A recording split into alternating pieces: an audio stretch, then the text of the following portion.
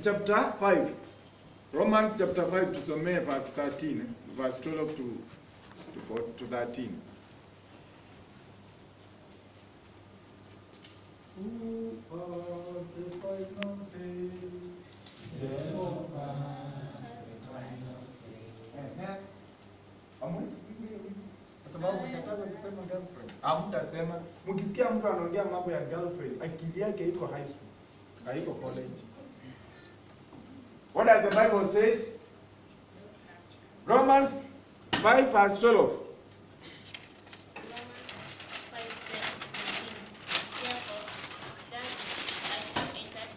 Sorry? Just as sin entered the world through one man, and death through sin, and in his way death came to all men because all sinned. For before the law was given, sin was in the world, but sin is not taken into account where there is no law. Nevertheless, death resigned from the time of Adam, the time of Moses, and even those who did not sin, by breaking a command, except Adam, who was a pattern of the one to come. Amen. Dhambi iliingia ulimwenguni through one man, and many were made sinners. Okay? Wanaweza pewe sifa. Wote wakafanyika wenye dhambi. Hallelujah. Na kifo ikatawala tangu wakati wa Adamu hadi wakati wa Musa. Why? Because baada ya Moses, Musa alipewa sheria, the law. Baada ya introduction to the sin, then we shall talk about repentance, forgiveness, and then the law, grace, and the truth. Now, Jesus Christ brought the grace. Read from the book of John chapter 3, verse 17. Somebody to have this Bible. Hallelujah. Msiwe watu wa kuongopa na yeye ni askari. Hallelujah. Wanaweza pewe sifa. John chapter 1, chapter 3, verse 17. John chapter 1, verse 17. Somebody read John chapter 1, verse 17. What does the Bible say? 1:17, John? Yes? John chapter 1, verse 17. For the law was given by Yeah, for the law was given by Moses, but the grace and the truth came through who? Jesus Christ. Look up here. Baada ya dhambi kuingia katika ulimwengu, Mungu alipeana kitu inaitwa sheria, law. And then hii sheria bado watu walishindwa kutii. Mpaka siku ya leo watu wanajaribu kutii sheria na wameshindwa. Ni wangapi wanatii sheria tena kwa maana? Raise up your hand. You are all lawbreakers, criminals, all of you. You are all criminals.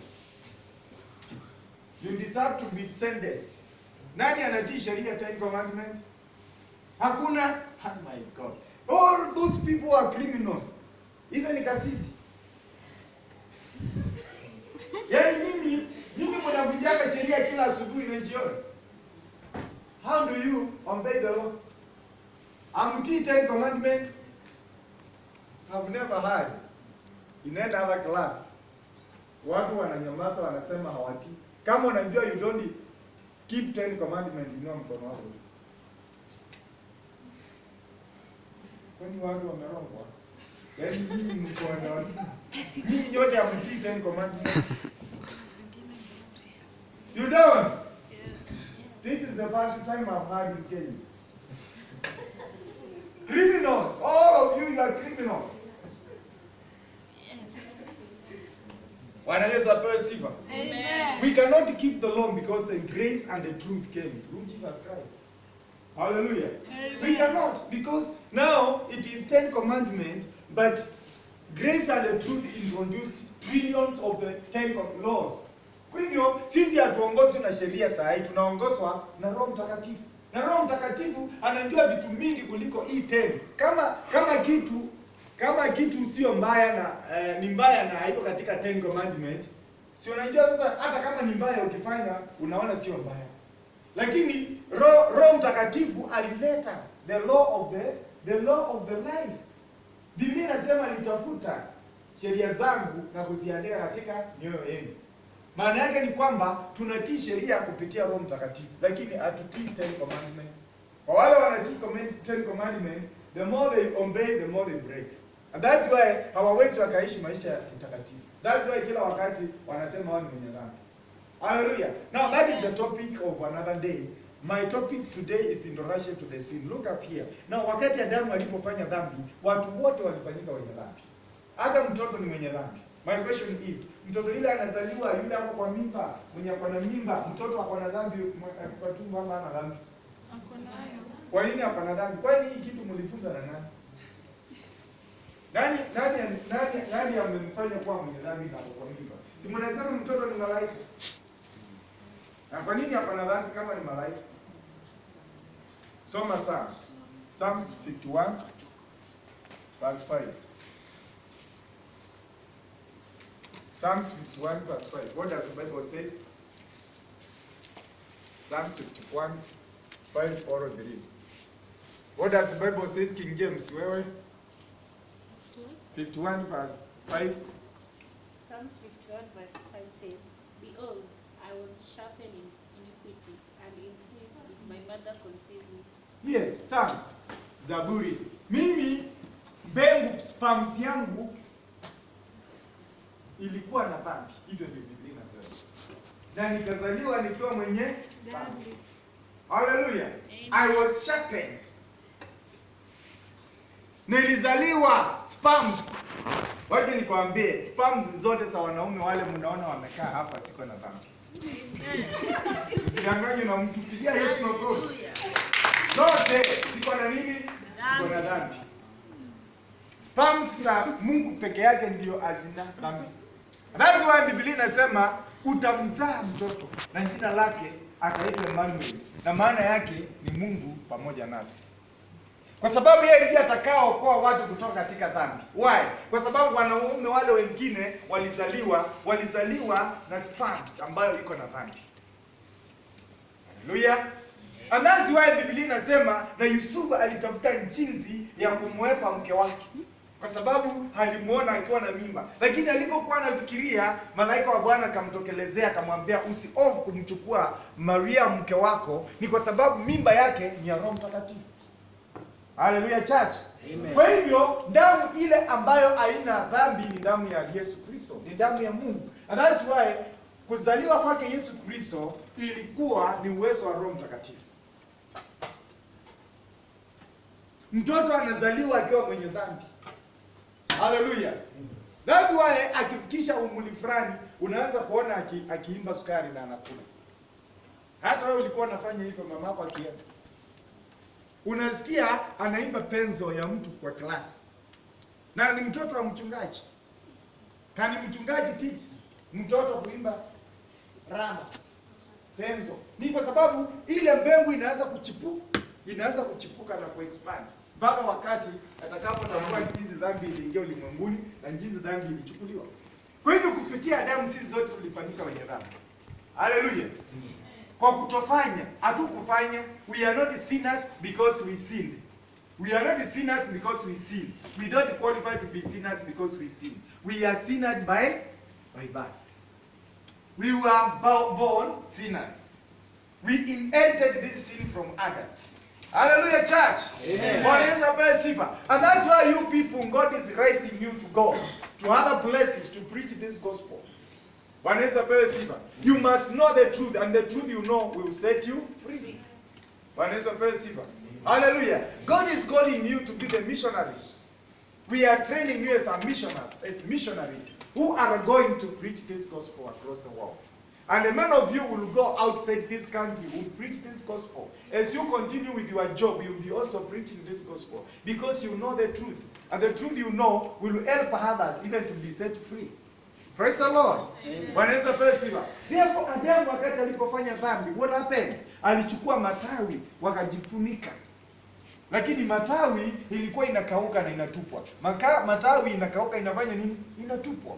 Maana yake ni nini? Maana yake ni kwamba wokovu tuliopewa sio wokovu wa matawi, ni wokovu permanent. And that's why mwimbaji akaimba akasema, it shall be permanent. It shall be permanent. What the Lord has done for me, it shall be permanent. Kwa hivyo Mungu aliwaletea ngozi. Ngozi akawafunika, akawapea nguo ya ngozi, lakini wao walichukua matawi wakajifunika. Matawi haina damu, ngozi iko na damu. Hakuna msamaha wa dhambi pasipokuwa na damu. There is no remission of sin without shedding of the blood. And that's why God brought the skin garment and He gave them. And they were forgiven their sin. Hallelujah. Kwa hivyo Adamu alipofanya dhambi ilijaa ulimwenguni. Ukisoma Warumi, Biblia inasema kila mtu alifanyika mwenye dhambi. Sio kwa kufanya, lakini ni kwa kuzaliwa.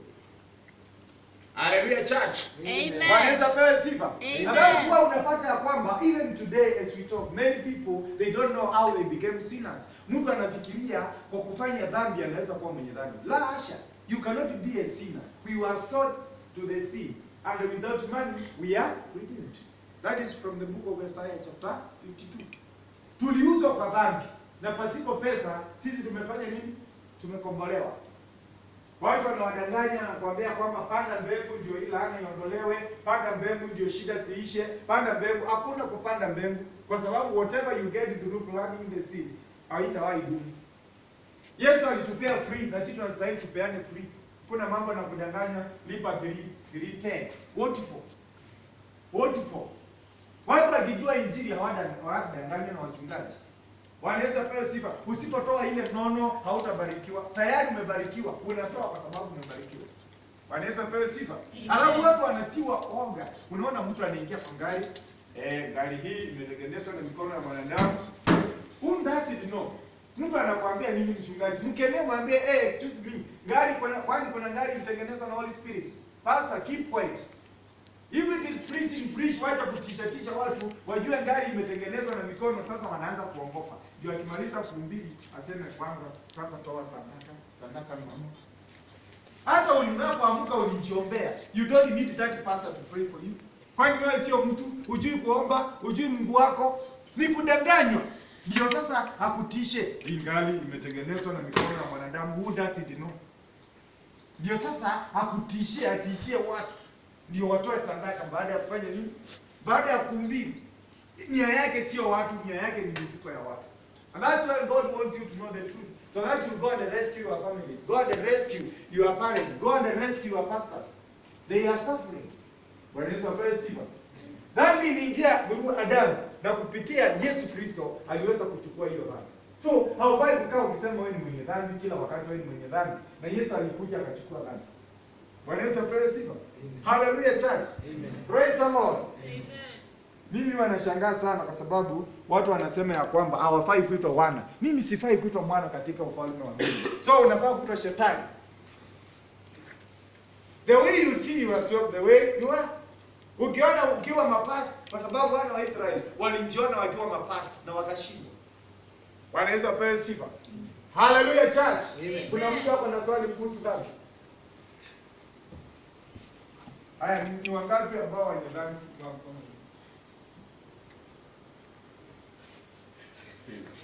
Ile mada. Baada yeye ni mwenye dhambi. Haya, ni wangapi hawana dhambi sasa?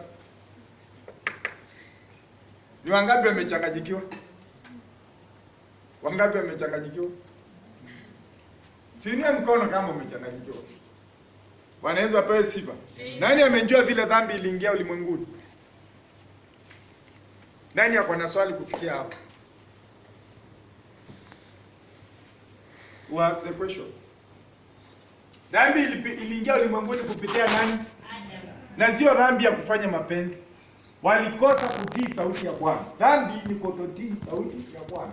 Waliambiwa wasikule, ile siku utakula ndio utakufa. Hivyo ndivyo Biblia inasema. Walikula na immediately walikufa. Walikufa ama hawakufa? Hawakufa. Sasa Mungu anadanganya, nisaidia Biblia.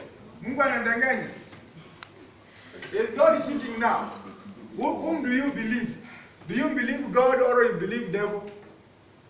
Sister, walikufa ama hawakufa? Hawakufa because we are told of their stories. Mhm. Had kids.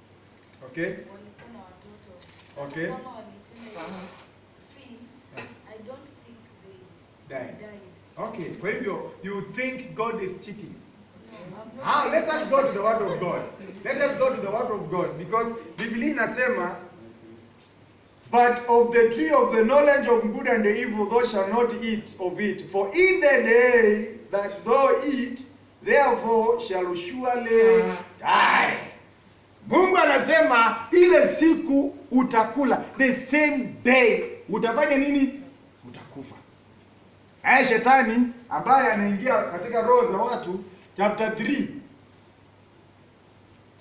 anasema, now the serpent was more subtle than any beast of the field which the Lord God had made. And he said unto the woman, did God say you shall not eat of the tree of the garden? Mungu hakusema hivyo. Mungu aliwakataza tunda la mema na mazuri. Na shetani anamuuliza, Mungu alisema msikule matunda ya mti ya shamba? Huo ni uongo namba 1. That is the voice of devil. Mungu hakusema hivyo. Haya, sikiza mwanamke vile anasema. And the woman said unto the serpent, we may eat of the fruit of the trees of garden. Nasikia ndio Mungu anaongezea. But of the fruit of the tree which is in the midst of the garden, God has said you shall not eat of it, neither shall you touch it lest you die. Mungu hakusema mti uko katikati. Na Mungu hakusema do not touch. So huo ni uongo wa mwanamke. Hallelujah. Nataka katika Biblia usikie sauti ya Mungu na usikie sauti ya mwanadamu na usikie sauti ya shetani. Shetani anamwambia kwamba hautakufa na yeye Mungu anasema utakufa. Mwanamke anasema tuliambiwa tusinguse, hakuna mahali Mungu alisema don't touch. So akaongezea uongo. Number 2, mwanamke anasema and the woman said unto the serpent, we may eat of the fruit of the trees of garden, but of the fruit of the tree which is in the midst of the garden, God. Mungu hakusema hivyo. Mungu alispecify kwamba the tree of the knowledge and the good. So devil is now using the woman to cheat. The woman is giving wrong information. The Bible records clear that, and God commanded the man, saying, of every tree of the garden you should eat freely, but of the tree of the knowledge of good and evil you should not eat. Naye woman anasema, and the woman said unto the serpent, we may eat of the trees of the garden, but the fruit of the tree which is in the midst of the garden, God said, you should not eat of it, neither shall you touch it, lest you die. Mungu hakusema hivyo. So Mungu anasema ya kwamba mtabarikiwa, na unasema ya kwamba kweli tumelaaniwa. Mungu anasema umeshabarikiwa, na wewe unasema tumelaaniwa. That's why unataka kutoa sadaka ndio mbarikiwe. Because you don't believe what the Bible says. People don't believe what Jesus says. They believe what they see. They believe what they hear. Hallelujah. Ukiambiwa na vale wewe ni nongo, unaamini tu wewe ni nongo. You are not nongo. Mwambie excuse me sir, it's only today I sishikanishi. Kesho give me time. Give me my room. Sir, please. Mimi sio mjinga, because don't allow people to curse you. Wewe ni mjinga, wewe ni mbaya, hautaweza kufaulu. Mwambie excuse me madam, I'm not the way you say I am. I'm the way God says I am. Excuse me madam. It's better to be removed where you are for your position for the sake of the kingdom of God. Watu wengi wamecompromise, mpaka wamecompromise na miili yao. Wanaambia ya kwamba usipotii vile nakwambia, basi sitakupea kazi, sitakufanyia hivi. Mwambie kufa, hola na kazi yako. Kwenda naso, I have my God who is in heaven. And hawezi akashindwa, he will rise me at my due time. Bwana Yesu apewe sifa. And that's why mwanamke halidanganya nyoka, naye nyoka pia kadanganya mwanamke. Yes, Mungu anasema ile siku utakula, the same day is the day you die. Lakini dada bale anasema hala hasha, hawalizai. Because you should not see things with your own eyes. You should see things with the eyes of God. Hallelujah, church. Usiangalie mambo na usijiangalie na wewe. Jiangalie na neno. Bwana Yesu apewe sifa. Wewe unaona ya kwamba umepitiwa na wanaume wengi, wewe ni bure. Wewe sio bure. Jiangalie na neno la Mungu. Bwana Yesu apewe sifa. Mimi nimepita na wanawake wengi, mimi ni bure. Wewe sio bure. Jiangalie na neno. Mungu anasemaje kuhusu wewe? Anasema, come to me my son, come to me my daughter. People reject themselves because they see themselves with themselves instead of seeing themselves with the word of God. Now the Bible says from the day you eat you die. So swali ni kwamba walikufa ama hawakufa? Biblia inasema watakufa hiyo siku. So which truth should we believe? The truth of you or the truth of God?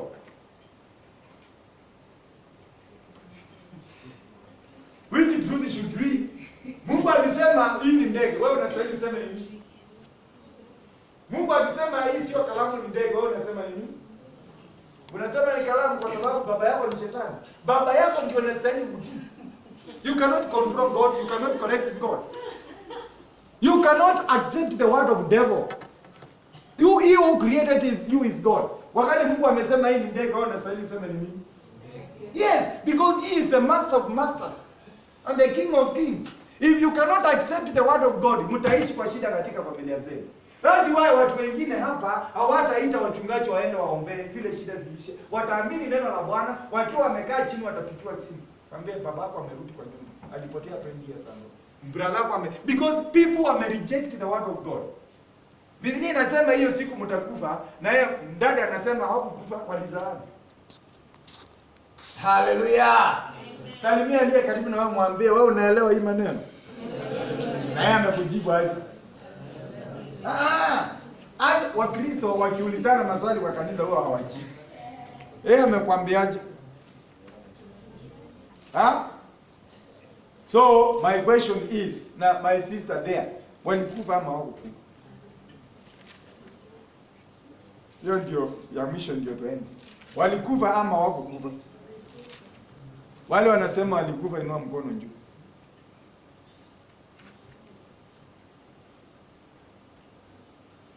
Hallelujah. Wale wanasema hawakufa, inua mkono juu.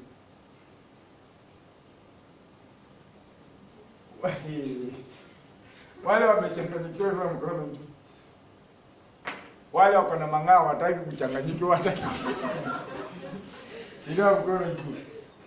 Can we believe the word of God? Do we believe our word? So, can God cheat? Mungu anaweza danganya? Twende katika kitabu cha Peter.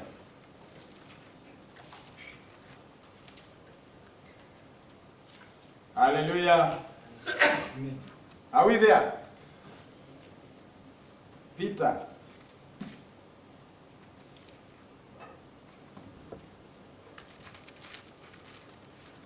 Bwana Yesu apewe sifa. Amen. Biblia inasema you will know the truth and the truth you know will set you free. Now, second book of Peter chapter 3 verse 8. Na tufanye hiyo sawa kwa moja tunapoenda. Soma dada, soma ndugu. First, second book of Peter 3:8. Biblia inasemaje? Biblia inasemaje? Wapendwa soma. Our time is up. First Peter, second Peter 3:8.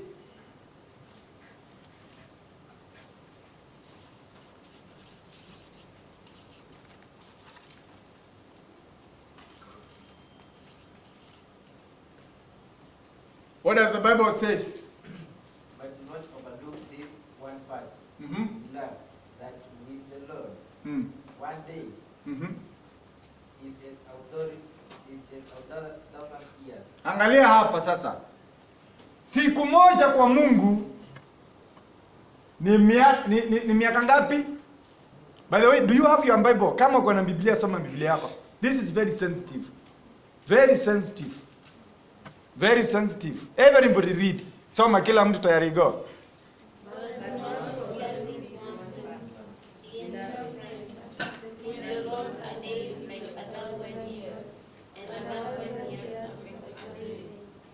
Look up here now. Open your eyes and this is spiritual eyes. Angalia hapa mbele. Msisahau ya kwamba siku moja kwa Mungu ni kama miaka ngapi? Yeah? 11 more years. Okay? Angalia hapa. Just look up here. Kila mtu anaona. Is everybody able to see? Now one day is equivalent to 1,000 years. Swali ni walikufa ama hawakufa? This is what now we want to prove. Genesis 5:5. What does kila mtu soma Genesis 5:5. Kama kuna kitu unastahili kwenda Job nayo ni hii ya mwisho. As I continue. These two verses. Ndio uone Mungu anadanganya ama adanganya. Okay, Genesis 5:5 inasemaje? 900 and that years. All the days of Adam. Hallelujah. Soma hiyo Biblia tena. Mtu mmoja sasa usome kwa sauti ya hali ya juu. Simama. Soma. Simama ni ngumu. 5:5 in the Bible says altogether. Soma, angalia watu. Angalia watu. Altogether Adam lived 930 years and then he died. 930 years. And then he died. Sisi tunaona nyuma. Look up here. These are years. These are? Look up here. 1 day is equivalent to 1,000 years. Okay? Are we together? Now Adam aliishi 900 and that. What? Years. Put them here where there is years. 900 and that. Then into that calculation. Then what is happening? 930 divided by 1,000 is 0 point. Hawakuishi half day. They died immediately. Hallelujah. Do this calculation. It is in 0.8. Hawakuishi half day. Hawakuishi even a second day. Yani walikufa immediately. God cannot shield. They died immediately. Mungu akisema umepona, sema nimepona. Usiseme naumwa. Mungu akisema utapata mchumba mzuri, anza kuona miguu yako ikiwa juu ya meza na ya mke wako ikiwa juu ya meza. Inakrosiana. Ona mtu. Ona Bwana. Mke wako utalipwa, ona 13,000 zikiingia kwa akaunti yako. Hallelujah. See what God sees, not what you see. Amen. Hallelujah. And see what God sees, not what people say. People will discourage you, demoralize you na kwamba wewe msichana mbure sana. Wewe sio mbure, unafaa mbele zake Mwenyezi Mungu. Hata kama uko na watoto watatu nyumbani, that does not make sense. Still you are fanging because wakati ulimpokea Yesu unakuwa fanging tena. Wanaweza kuwa sifa. Watu wanakuwa discouraged by people. If you know who you are, you should not mind about people. Watu wakisema wewe ni bure na unajua wewe sio bure, don't usikasirike kwa sababu unajua wewe sio bure. Na kama wewe ni bure na watu wanasema wewe ni bure, kwa nini unakasirika na wewe ni bure? Don't understand that. If you know who you are, don't mind about other people. Don't mind about your seniors and your juniors. Some juniors, they will ever discourage you. Mpaka mkipa uwachane na imani. Wengine wanatumiwa na shetani, nyinyi mjui. Kanisa no. Lakini uzuri sio wa imani. Hallelujah. So, believe what Jesus says. And the moment you throw your mind, you throw your God, that is the moment God occupies you. Wanaweza pewe sifa. You people, you will occupy big offices in this world. Amen. And you will drive big machines.